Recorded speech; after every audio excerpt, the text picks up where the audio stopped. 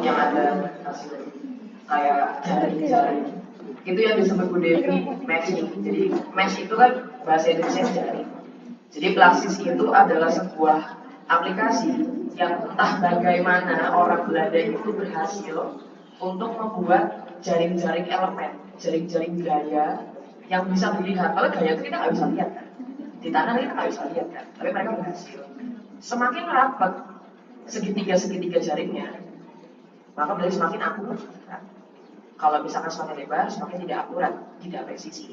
Makanya kenapa di elemen ini kita bisa pilih nodanya 15 atau 6. Kalau 6 itu mungkin ya tidak rapat, kalau 15 itu semakin rapat.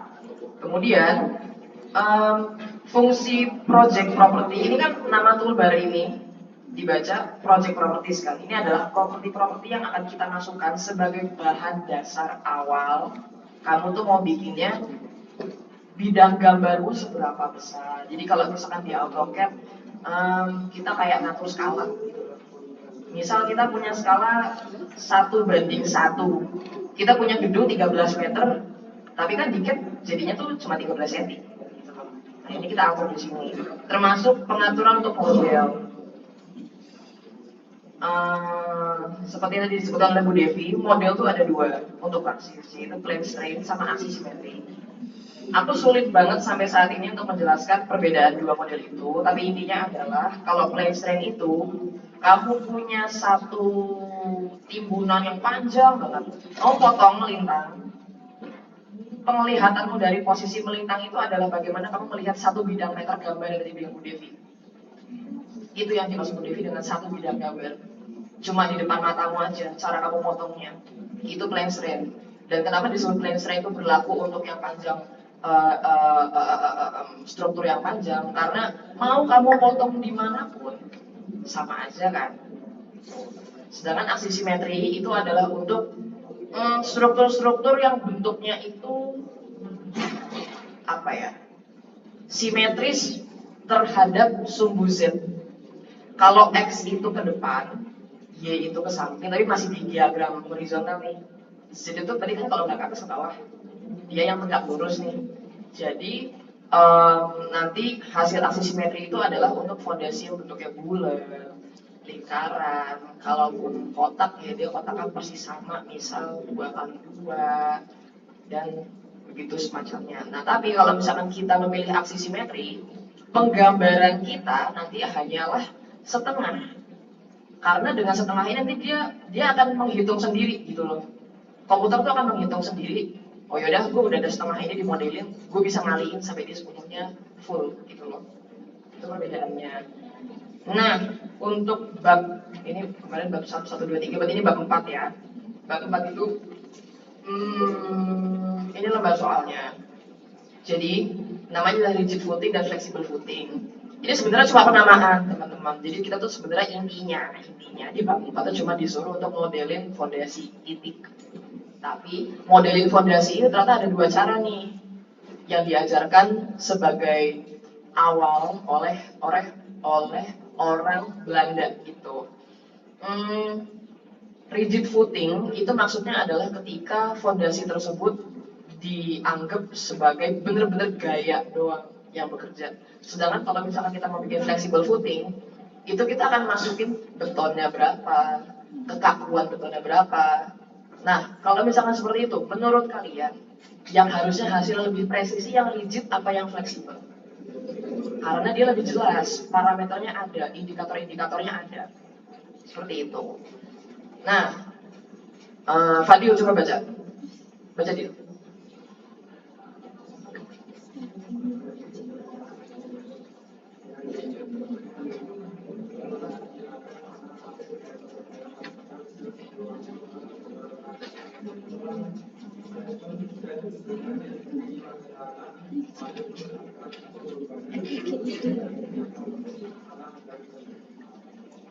Oke, aku mau nanya Gofar. Far, aku mau nanya dari soal yang dibaca ini, soal yang tadi dibaca sama Fadil, kita udah dapat indikator apa aja nih? Yang kelihatan, kira-kira bentuk gambar. Ada apa aja di sini? Ketebalan apa? Ketebalan tanahnya apa? Pasir. Pasir berapa meter? 4 meter. Terus fondasinya bentuknya apa? Terus diameternya 2. Oke. Terus disuruh ngapain, Pak?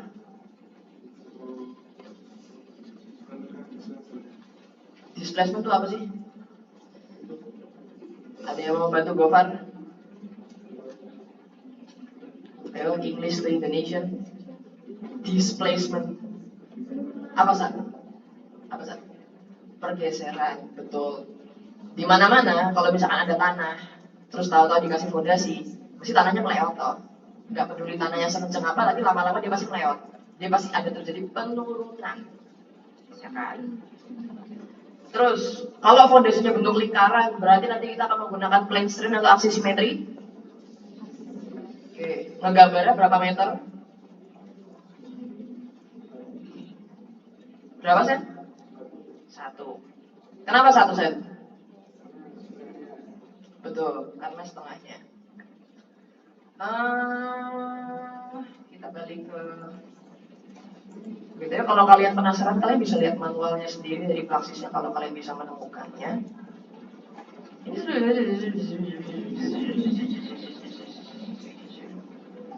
Tadi gue ngapain ya? Oh, ini tuh panduan. Nanti aku mau ngasih ke kalian dua PDF. Panduan Praxis New yang tidak new sama sekali. Itu udah lama banget. Sama nanti kayaknya kalau yang manual yang sedang kalian lihat ini harusnya di komputer masing-masing tuh ada, laptop masing-masing ada. Soalnya gabungan dari folder kemarin. Fungsi aku ngasih panduan Praxis yang ini karena di sini menurutku dia lebih menjelaskan secara konsep. Tapi kalau kalian mau step by step di manual ini ada. Kira-kira ini adalah bagaimana manual Praxis memberikan penggambaran terhadap soal yang tadi sudah dibacakan oleh Fadil. Dalamnya 4 meter, fondasinya bentuk lingkaran, dia ada load-nya atau ada pembebanannya, dan diameter fondasinya adalah 2 meter. Ini adalah soalnya. Tapi bukan bentuk ini yang akan kita masukkan ke dalam Praxis. Karena kalau di Praxis, gambarnya cuma setengah. Jadi tuh, kue tersebut akan kalian potong di tengah. Kalian hanya akan menggambarkan dari tengah ke kanan. Sampai sini dong. Oke. Coba ya. Tadi kita udah kasih nama, bla bla bla. Oke. Sekarang kalian buka lagi Praxis. Kalian masukkan sesuai dengan ini. Lihat.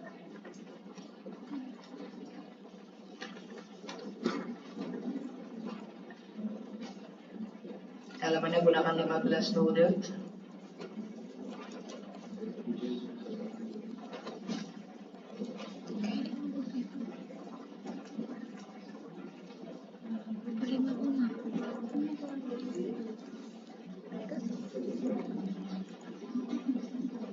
Yang udah 0 atau udah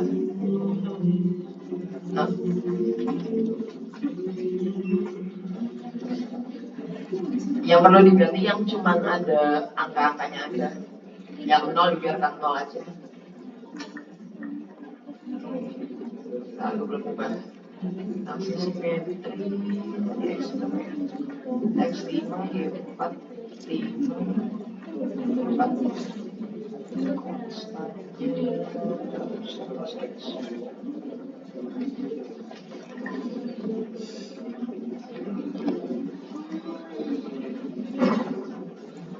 Oke, kalau sudah, aku pengen teman-teman lihat ke yang sebelah kanan ada X min, X max, Y min, Y max.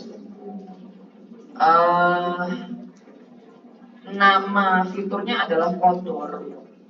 Jadi karena Praxis itu adalah aplikasi berkaitan dengan geoteknik, dengan bumi, ya permukaan bumi itu kita sebut dengan topografi, dengan kontur. X min, X max, Y min, Y max ini adalah seberapa besar kamu mau mempunyai bidang gambar konturmu. Misal aku sedang mau memodelkan sumur Pertamina. Sumur Pertamina ini lebarnya 12 meter, dalamnya itu misal 10 meter.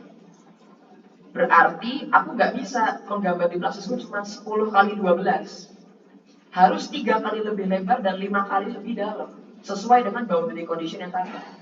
Kenapa boundary condition itu penting? Karena praksis itu harus dikasih space untuk bisa menghitung seberapa banget nih gaya yang terjadi karena penurunan akibat sumur Pertamina.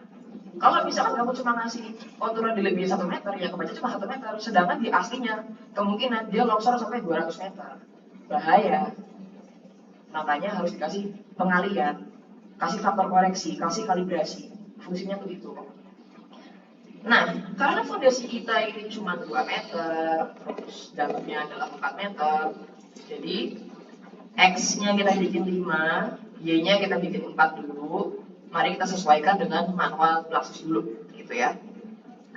Kita oke.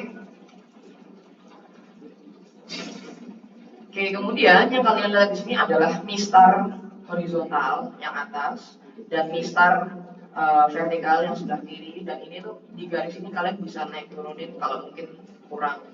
Ini kan terlalu kecil, ini bisa digedein gitu. Seperti itu. Ini kemudian ini ada tabel Selection Explorer. Ini juga tabelnya bisa kalian naik turunin. Oke. Nah, ini ada apa namanya? Toolbar. Toolbarnya ada namanya soil, structure, mesh, flow condition, sama stage construction.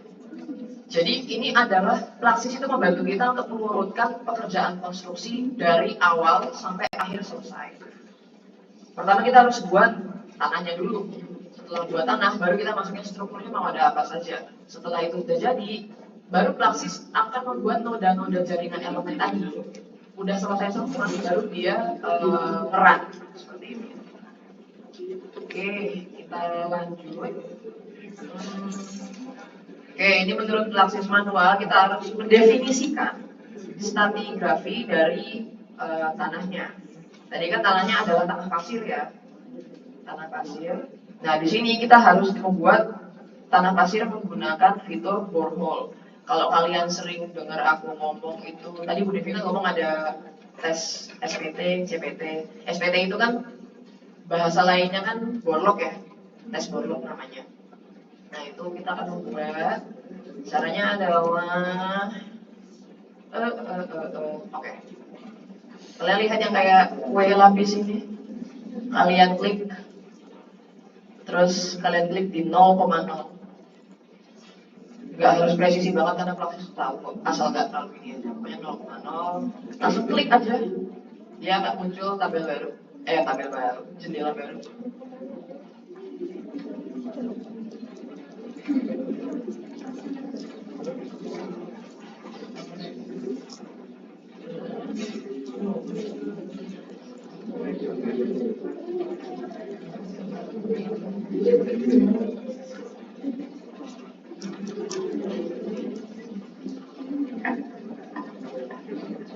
Jendela ini namanya adalah modify soil layer atau memodifikasi urut-urutan tanah.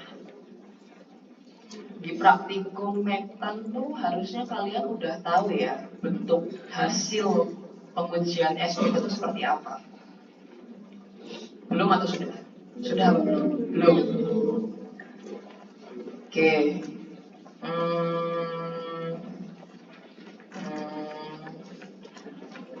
Aku nggak bisa ngajarin kalau kalian nggak ngerti. Ya.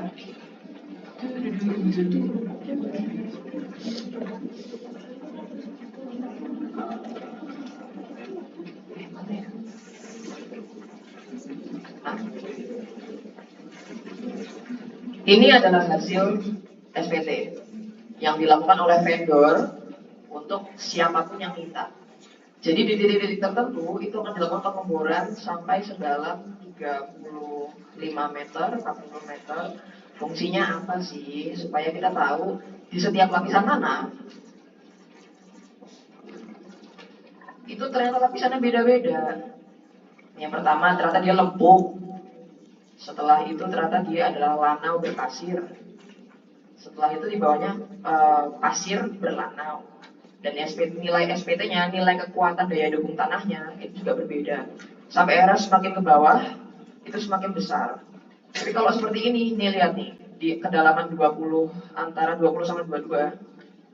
Ini udah gede nih SPT-nya, di atas udah 50, bawahnya juga 54, tapi dia mendadak di 24 ini nggak safe.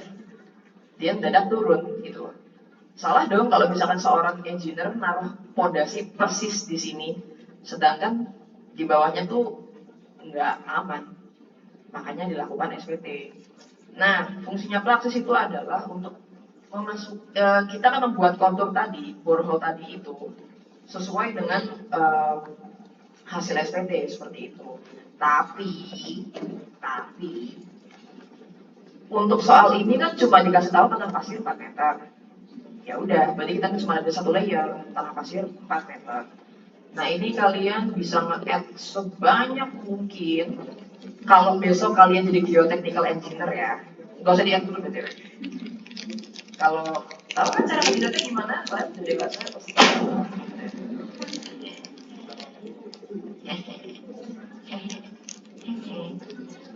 Ya, aku cuma mau nunjukin fiturnya doang sih. Kalau kalian tuh bisa nge-add berkali-kali. Jadi kalau suatu saat kalian disuruh proyekkan sama Bu Devi atau sama Pak Yusuf, kalian udah nggak kaget gitu loh. Nih, tapi materialnya belum ada karena posisinya Plaxis itu harus diklik dulu, ntar dia di drag down, kalian tinggal pilih. Makanya sekarang kita ke material. Material.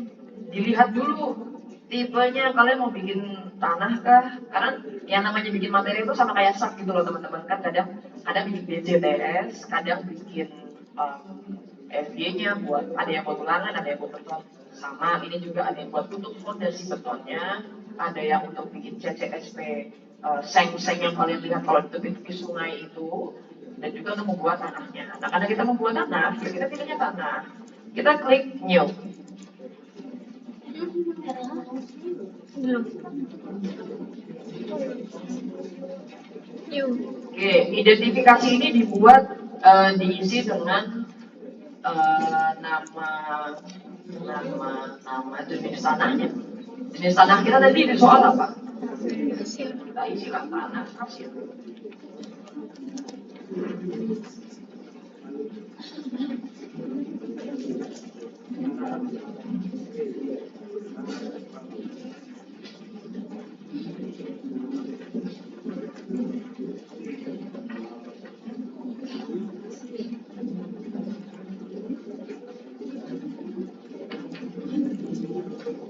Oke, kemudian aku pengen teman-teman di sini berhati-hati. Jadi, untuk mengisi material tanah ataupun material-material lainnya, ini ada banyak sekali toolbar menu di atas. General ini adalah ya pengetahuan umum tentang tanah. Kita sekarang ngisi dulu gamaan. Tahu kan gamaan saturated sama gamaan saturated itu apa? Berat volume kering, berat volume basah. Oke. Silahkan diisi berdasarkan bentar. Nah ini. Jangan sampai kebalik.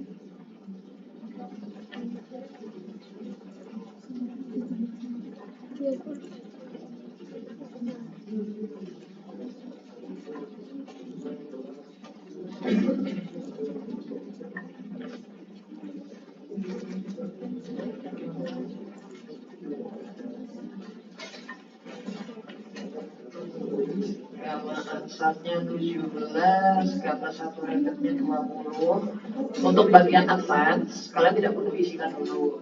Tapi di sini, ini kan ternyata masih ada banyak nih yang harus diisi-isi. Di mana sih dia letaknya Mbak Kitty? Dia letaknya adalah di parameter. Klik drag. Jadi ada E, ada V, ada G, ada C, ada P. E itu apa? Modulus elastisitas, betul. Kita lihat yang modulus yang 13 kali 10 pangkat 3 berarti 13.000 kan? Si.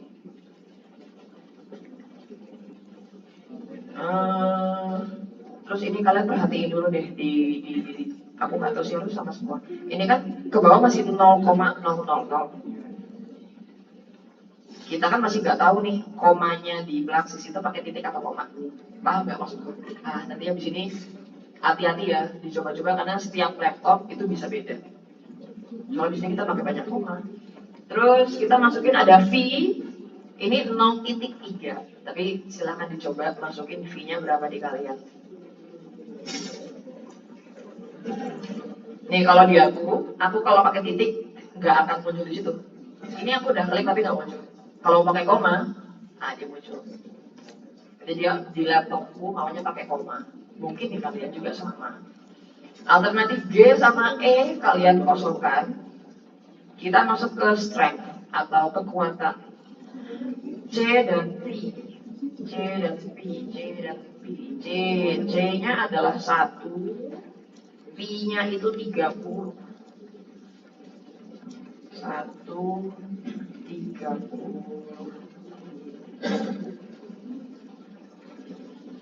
Terus apa lagi ya?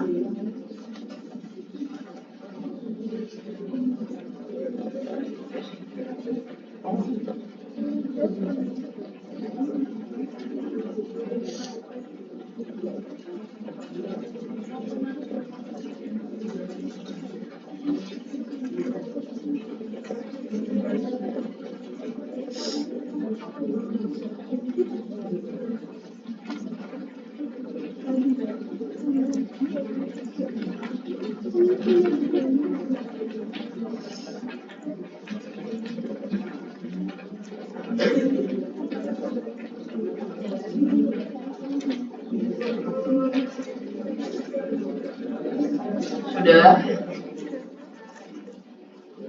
Oke. Ini di kalian tuh harusnya bisa di ini kalau nggak kelihatan sebenarnya ada oke.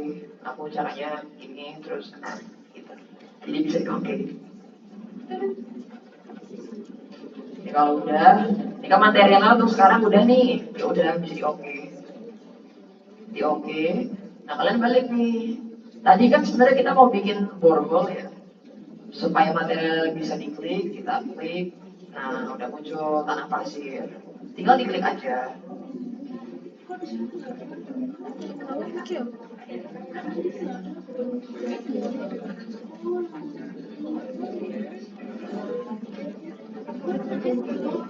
Oke, perjalanan masih panjang ya teman-teman.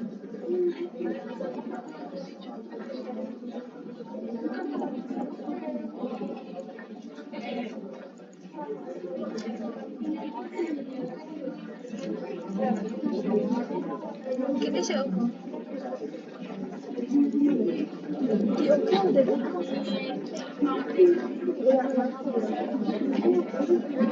Sudah semua? nggak bisa juga ya. Oke, kemudian Gini kayak di sini ada borehole 1, itu bisa terlihat topnya berapa, bottomnya berapa. Di situ tuh maksudnya adalah Praxis tuh pengen nanya ke kamu, oke untuk layar pertama ini dia tebelnya berapa. Kalau misalkan besok kita mengerjakan sebuah soal di ujung 3 layar, 4 meter, 3 meter, 3 meter. Berarti kan urutan adalah 0 sampai 4, 4 sampai 7, 7 sampai 10. Seperti itu caranya. Cuman kalau aku nggak tahu sih ya, cuman kalau misalkan berdasarkan Praxis, kita tuh bikinnya tuh ke atas. Jadi kalau misalkan ini kan harus tanah pasir kan 4 meter ke bawah. Tapi harusnya kalau misalkan sesuai logika itu, masukinnya di bottom dong. Minus 4 gitu. Di sini makanya minus kalau ke bawah. Cuman di sini Praxis ngajarinnya adalah topnya yang 4, bottomnya yang 0. Jadi diikuti dulu aja. Nah, muncul deh di sebelah kiri borehole isinya tanah pasir semua 4 meter. Kemudian di sebelah kiri atas pojok ini ada X sama ada head. Head ini artinya adalah kepala air. Kepala air di sini maksudnya permukaan air. Permukaan airnya di mana? Untuk coba-coba kita masukin angka 2. Nah, muncul kan ada sebuah garis berwarna biru di sana.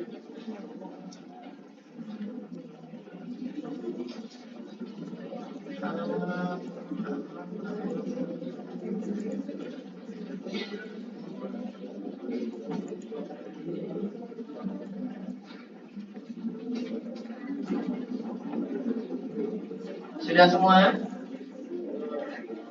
Kalau sudah, kita bisa oke.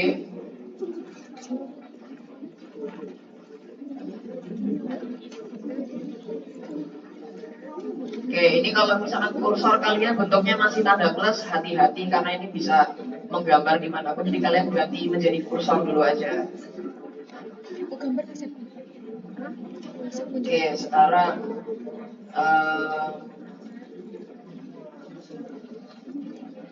aku mau tanya ke Azhar. Azhar, di kamu, di praksismu, coba di zoom ini biru-birunya. Ke samping itu berapa, ke bawah itu berapa? Samping yang X berapa? 4,5 atau 5? Nah, yang samping tingginya berapa? 4.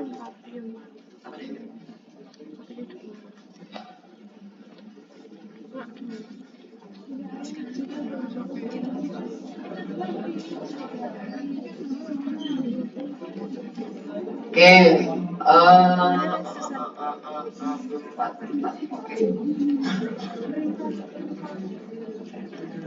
nah ini yang aku maksud. Tadi ketika di awal aku bilang kita buat kontur. Ingat nggak tadi di awal kita bikin konturnya X-nya 5, Y-nya 4. Ini adalah kontur yang terbuat. Memang bisa di zoom out. Sampai kiamat tuh kita bisa ke zoom out.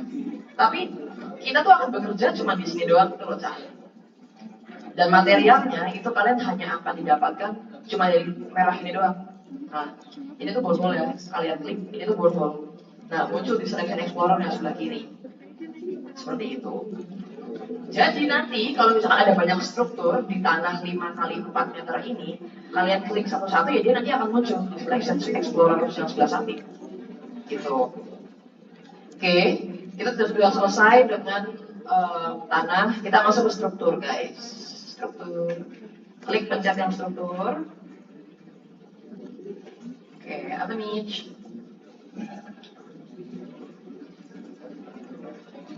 Oke, kita akan membuat yang namanya rigid footing. Tadi di awal aku sudah bilang kalau rigid footing ini akan dimodelkan dengan pemberian gaya secara langsung. Makanya di situ disebutkan untuk klik sebuah fitur bernama Create Prescribed Displacement. Kalau kalian sering sakit, mungkin kalian akan familiar dengan diksi prescribe. Prescribe itu misalnya kayak prescribe medications, artinya adalah obat-obatan yang diresepkan untuk kamu. Resep, sesuatu yang sudah ada dan akan dibuat khusus untuk kamu, khusus untuk soalnya, khusus untuk konteksnya, seperti itu. Konteksnya di sini apa? Gaya, beban, seperti itu. Nah, tapi ternyata di sini kan yang diresepkan itu bentuknya adalah displacement atau pergeseran. Pergeseran itu kan bisa gara-gara beban titik, bisa gara-gara beban merata. Makanya balik ke Plaxis, kita cari mana nih. Ini kalau kalian lama-lamain ntar dia keluar sendiri, create point, create line, cari yang sebutannya adalah create prescribed displacement. Itu tuh yang nah ini. Terus kalian klik. Kita akan pilih yang create line displacement. Pertanyaanku, kok kita nggak milih point displacement untuk soal ini? Kalau menggunakan logika MS gimana? Karena bebannya rata. Dia bukan satu bidang cuma tek gitu doang kan. Sekalipun dia udah dibagi dua, 1 meter tuh tetap panjang gitu loh, itu tetap beban rata. Makanya kita pakai line. Nah terus dilihat di sini, in the drawing area, move the cursor to point 0.4 and click the left mouse button. Jadi kita akan klik cuma di 0,4. 0,4 itu berarti kan X-nya 0, Y-nya 4. Berarti kan yang di atas ini tuh kelihatan ya, di kursornya itu ada merah sama hijau, 0,4. Itu ngedragnya kemana? Karena ngedragnya adalah ke 1,4. Berarti kan di klik kiri, klik biasa, udah menuju 1,4, sudah selesai, klik kanan. Hasilnya seperti ini toh. Dan kalau kalian kenapa 1 meter? Karena cuma setengah dari diameter fondasinya, seperti itu. Jadi setelah kalian menggambar, jangan diklik kiri, kalian klik dulu di bagian awal, tarik dulu kalian mau gambar kemana, klik kiri lagi. Kalau dia masih ada aneh-aneh, kalian klik kanan. Kalau misalkan di auto kita nge-skip gitu loh, biar gak gambar lagi. Oke.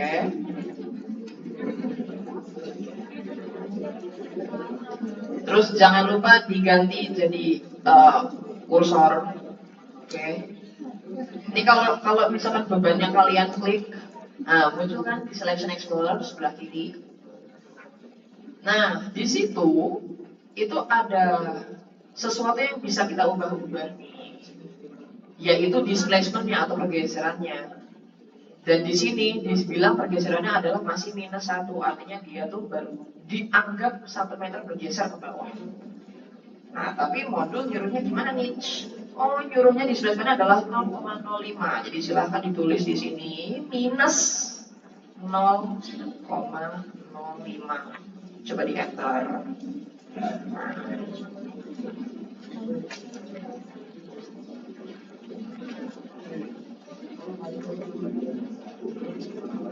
Set the X component of prescribed displacement to fix.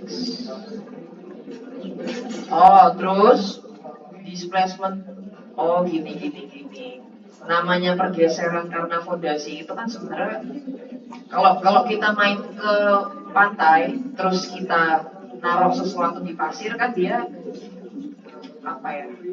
Tanah pasirnya tuh akan keluar tapi ke arah mana-mana kan, tidak cuma ke bawah doang. Makanya ini ada penyebutan untuk